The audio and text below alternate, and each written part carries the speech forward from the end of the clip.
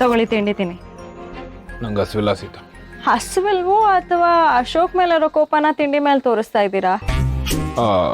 ಹಾಗೇನಿಲ್ಲಪ್ಪ. ಹಾಗಾದ್ರೆ ಅಶೋಕ್ ಇಲ್ಲ ಅಂತ ನಿಮಗೆ ತಿಂಡಿ ಸೇರ್ತಿಲ್ಲ ಅಲ್ವಾ? ಅವನಿಲ್ಲ ಅಂದ್ರೆ ನಂಗೆ ತಿಂಡಿ ಸೇರಲ್ಲ. ನಾನೇನು ಅವ್ನು ಮಿಸ್ ಮಾಡ್ಕೊಂತ ಇಲ್ಲ. ಹೌದಾ? ಹೌದು. ಯಾಕೆ ನಗ್ತಾ ಇದ್ದೀರಾ? ಇವಾಗ ನಾನೆಲ್ಲ ಹೇಳ್ದೆ ನೀವು ಅಶೋಕ್ನ ಮಿಸ್ ಮಾಡ್ಕೋತಿದ್ದೀರಾ ಅಂತ? ಈಗೇನ್ ಸೀತಾ, ಅಶೋಕ್ನ ಮಿಸ್ ಮಾಡ್ಕೊಂತ ಇಲ್ಲ ಅಂತ ಪ್ರೂವ್ ಮಾಡೋದಕ್ಕೆ ನಾನು ತಿಂಡಿ ತಿನ್ಬೇಕು ಅಷ್ಟೇ ತಾನೆ? ಕೊಡಿ.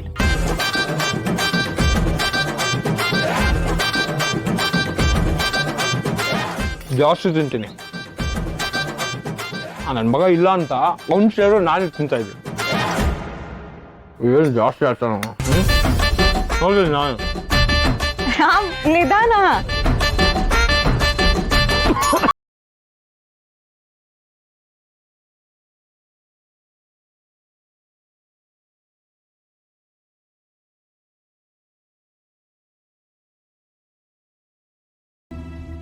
ನಿಧಾನಕ್ಕೆ ತಿಂಡಿ ತಿನ್ನಿ, ಇದೆಲ್ಲೂ ಓಡೋಗೋದಿಲ್ಲ.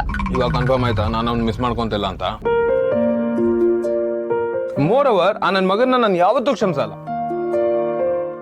ಅಲ್ಲೋದಿದ ಚಿಕ್ಕಿಗೆ ಅವ್ನು ಎಷ್ಟು ಹರ್ಟ್ ಮಾಡಿದಾನೆ. ನಾವಿಬ್ರು ಮೊದ್ಲಿನ ತರ ಆಗ್ಬೇಕು ಅಂದ್ರೆ ನನ್ನ ಮಗ ಬಂದು ಚಿಕ್ಕಿ ಹತ್ರ ಫಸ್ಟ್ ಸಾರಿ ಕೇಳ್ಬೇಕು, ಆಗ್ಲೇ ಮಾತಾಡ್ಸೋದು ನಾನು. ಹಾಗಿದ್ರೆ ಅಶೋಕ್ ಬಂದ್ ಸಾರಿ ಕೇಳಿ ಅಂತ ನೀವ್ ಕಾಯ್ತಾ ಇದ್ದೀರಾ. ಬೆಸ್ಟ್ ಫ್ರೆಂಡ್ ನ ಬಿಟ್ಟಿರಕ್ಕೆ ನಿಮಗ್ ಆಗ್ತಿಲ್ಲ ಅಲ್ವಾ?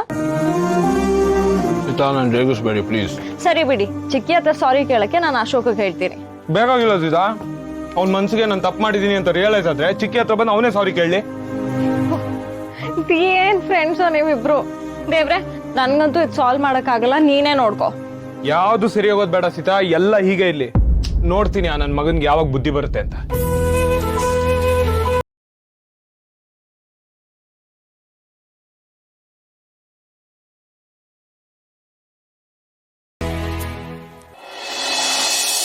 ಎಲ್ಲಿಗೆ ಓಡ್ತಾ ಇದೀಯಾ?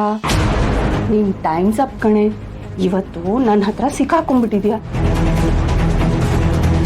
ಹೌದು, ದಿನ ಒಬ್ಬೊಬ್ಳೆ ಮಾತಾಡ್ತಾ ಇರ್ತೀಯಲ್ಲ, ಯಾರ ಜೊತೆ?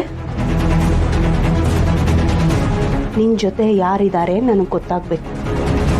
ಅಷ್ಟೇ ಅಲ್ಲ, ನಿನಗ್ ಬದಲಾಗಿ ನಾಟಕ ಯಾರು ಮಾಡಿದ್ದು ಅದು ಗೊತ್ತಾಗ್ಬೇಕು.